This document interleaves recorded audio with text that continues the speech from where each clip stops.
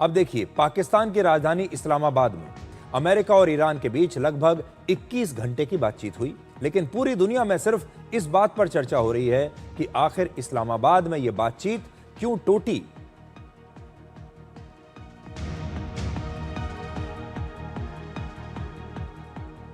तो आखिर वो कौन से 5 मुद्दे थे जिन्होंने इस बातचीत को तोड़ दिया?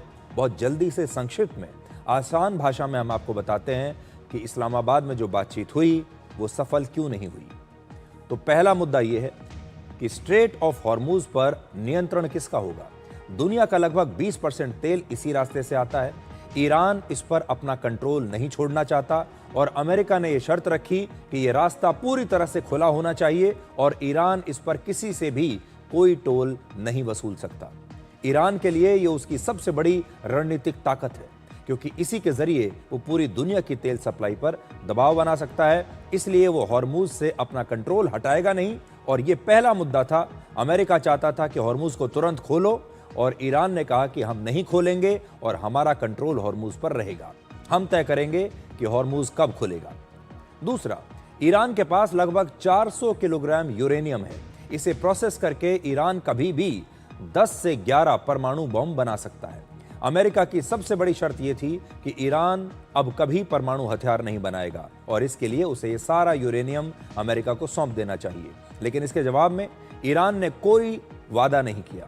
अमेरिका ने मांग रखी कि ईरान अपना पूरा परमाणु कार्यक्रम बंद कर दे और ईरान ने कहा कि यह शर्त अमेरिका के सामने एक प्रकार से सरेंडर करने जैसी है। इसलिए ईरान चाहता है कि वो अपना परमाणु कार्यक्रम जारी रखे। ईरान इस पर कोई वादा भी नहीं करना चाहता और ईरान के पास जो यूरेनियम है, जिसे वो धीरे धीरे, ऐसा लोग कहते हैं कि प्रोसेस कर रहा है और एक दिन वो इस स्टेज तक आ जाएगा कि ईरान परमाणु बम बना लेगा। उसके लिए अभी दोनों जो देश हैं उनके बीच कोई सहमति नहीं बन पाई है और ईरान अपने इस यूरेनियम से अलग नहीं होना चाहता।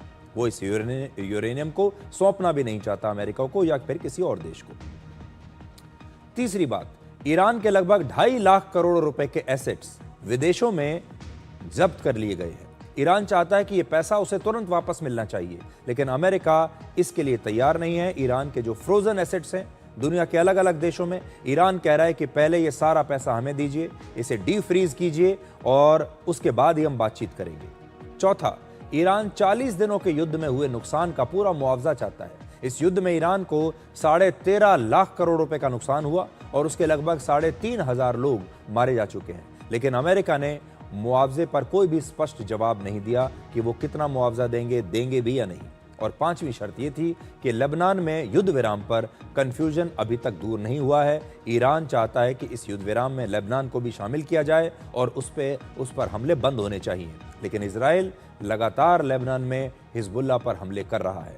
अमेरिका चाहता है कि ईरान हमास, हिजबुल्लाह और हूती विद्रोहियों जैसे आतंकवादी संगठनों को समर्थन देना बंद कर दे, लेकिन अमेरिका की ये शर्त ईरान को बिल्कुल मंजूर नहीं है। तो ये 5 मुद्दे ऐसे हैं जिनकी वजह से ये बातचीत टूट गई। तो पाकिस्तान की राजधानी इस्लामाबाद में 11 अप्रैल से लेकर 12 अप्रैल तक लगभग 21 घंटे तक ये बातचीत हुई और इस बातचीत में अमेरिका की तरफ से उपराष्ट्रपति जेडी वांस, डोनाल्ड ट्रंप के स्पेशल एडवाइजर स्टीव विटकॉफ और जैरेड कुशनर भी शामिल थे। और ईरान की तरफ से ईरान के विदेश मंत्री सैयद अब्बास अरागची और ईरान की संसद के स्पीकर मोहम्मद बागर गलीबाफ ये वहां पर बातचीत करने के लिए आए थे।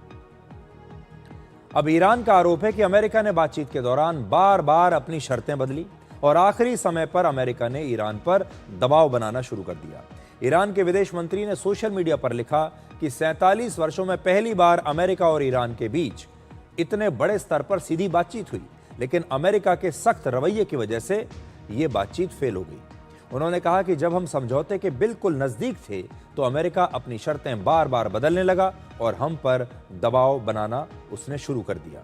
अमेरिका के उपराष्ट्रपति जेडी वांस ने कहा कि ईरान की जिद की वजह से ही यह बातचीत टूट गई और समझौता नहीं हो पाया। We have been at it now for 21 hours, and we've had a number of substantive discussions with the Iranians. That's the good news.